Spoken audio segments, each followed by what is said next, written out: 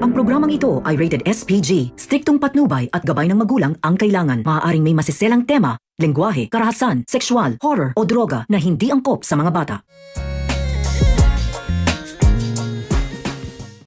Sa pagharap nga ni Venice sa presscon ay kasama nga nito si Francis, pero halata naman sa mukha nitong si Francis na hindi ito masaya at parang napipilitan na lang ito dito kay Venice dahil kahit nagiba man ang itsura nitong si Venice ay hindi pa din makakalimutan ni Francis ang ginawa nitong panloloko sa kanya.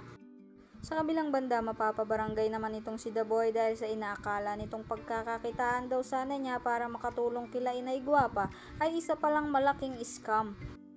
Dahil ang kaibigan nga nitong si The Boy na si Manny ay hindi sumipot sa araw na sana ay ibibigay na ang kita ng mga nirecruit nitong si The Boy.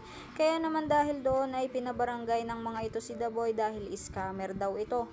Agad namang ibabalita ni Jampol kila Inay Guapa at Tata ang nangyari kaya naman agad nila itong pupuntahan sa barangay.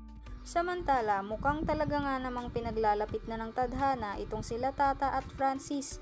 Mag-a-apply kasi itong si Tata sa isang kumpanya kung saan boss pala doon si Francis. Magkikita nga ang mga landas nila ulit ng may matapong tubig sa sahig at dahil nga doon ay madudulas itong si Francis at nang tutulungan sana ito ni Tata ay dumiretso din itong bumagsak sa ibabaw nitong si Francis. Agad namang tatayo itong si Tata at tatanungin nito si Francis kung ayos lang ba ito.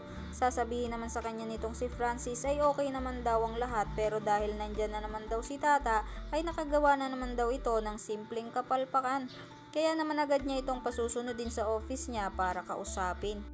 Sa kabilang banda habang nasa sasakyan nga itong si Venice at Francis ay igigiit pa din itong si Venice na si Tata daw ang may kasalanan kung bakit nasira daw ang buhay nito pati na din ang mukha nito.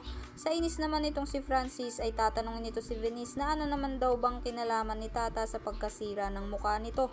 Kaya naman dahil doon ay natahimik nga itong si Venice at hindi na nasagot ang tanong nitong si Francis. Kaya naman kung sa tingin mo na deserve naman nitong si Venice lahat ng nangyari sa kanya ay huwag mo namang kalimutang i-like ang video na ito and don't forget to subscribe. Thanks for watching. Bye bye!